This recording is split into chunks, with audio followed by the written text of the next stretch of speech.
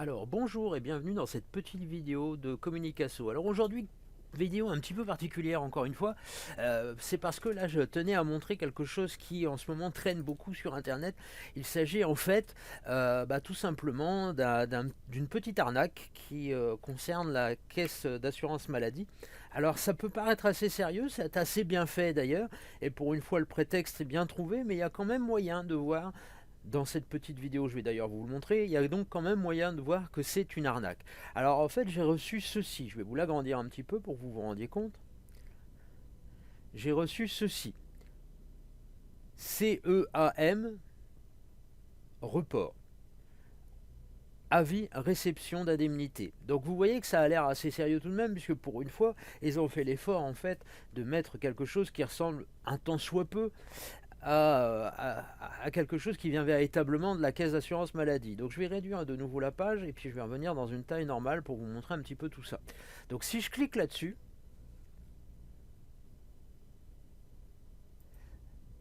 je vais me retrouver sur cette page-ci. Donc vous voyez que ça marque l'assurance maladie, mon compte, mon parcours d'assuré.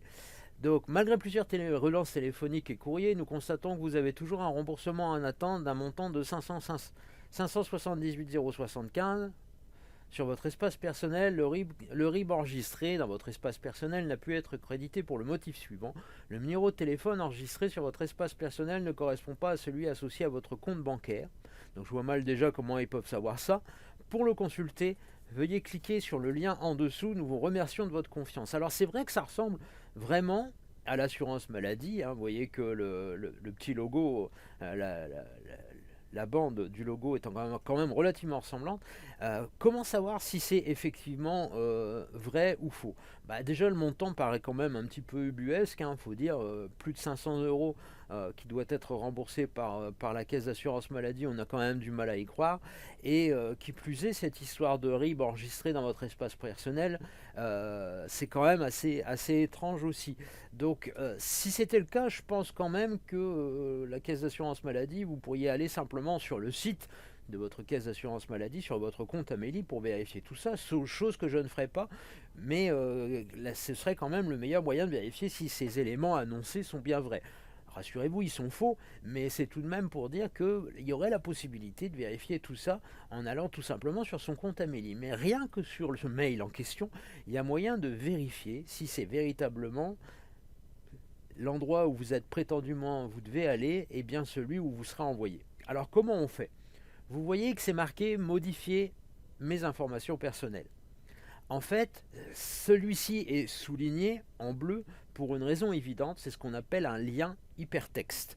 Alors je rappelle un petit peu ce qu'est un lien hypertexte. Un lien hypertexte, en fait, c'est un moyen qu'a votre ordinateur pour différentes choses de vous envoyer quelque part rapidement.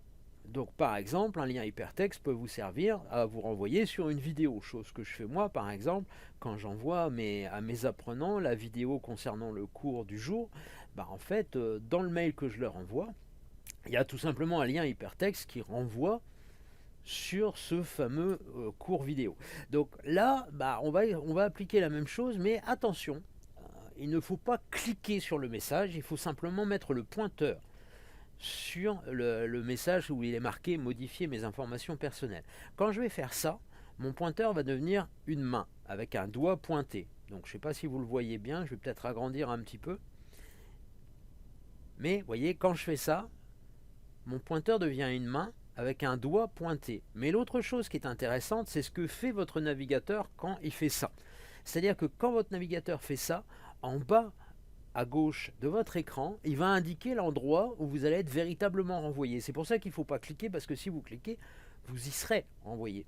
Donc là, juste pour vérifier que les informations sont réelles et que justement les informations qui sont envoyées sur le lien hypertexte vous renvoient vraiment là où on doit prétendument aller, il suffit de mettre votre pointeur sur cette fameuse ligne bleue soulignée et de regarder ce qui va s'afficher en bas à gauche. Donc là, je vous ai agrandi l'écran pour qu'on voit le bas à gauche de l'écran.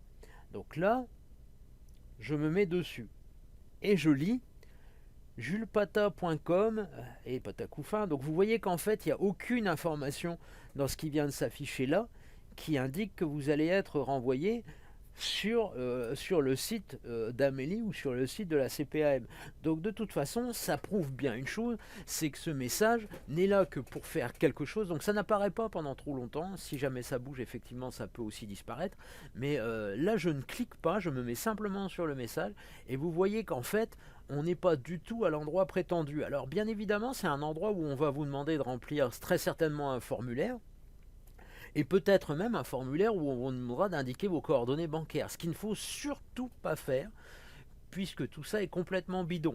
Alors, bien évidemment aussi, moi l'intention que j'ai là, c'est de renvoyer ça à la CPAM pour leur montrer qu'effectivement quelqu'un a créé un mail frauduleux en leur nom. Donc, pour éviter que ce ne soit quelque chose qui devienne viral, et donc pour éviter d'envoyer un mail qui potentiellement peut être aussi infecté, je vais tout simplement faire une capture d'écran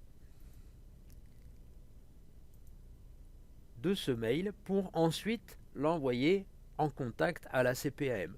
Donc ça, je le fais assez souvent, c'est quand même quelque chose à faire de toute façon, pour justement permettre à la CPAM de connaître ce problème-là et de pouvoir communiquer sur ce problème auprès de ses adhérents.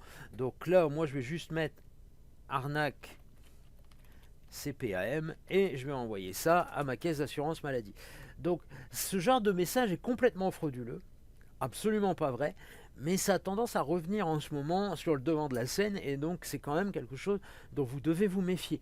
Ça peut être autre chose, ça peut être un message venant d'ailleurs, de votre banque, de votre opérateur, de votre fournisseur d'accès Internet, de votre opérateur téléphonique, mais la chose à vérifier, donc je vous remontre, je vais enlever ça. La chose à vérifier, c'est justement l'endroit où on est censé vous renvoyer. Donc je le rappelle, vous ne cliquez pas, vous mettez juste votre pointeur sur cette fameuse ligne bleue pour vérifier ce qui en bas à gauche va s'afficher. Si à aucun moment le terme CPM ou le terme Amélie n'est dit dans ce qui est affiché en bas à gauche de l'écran, c'est forcément une arnaque.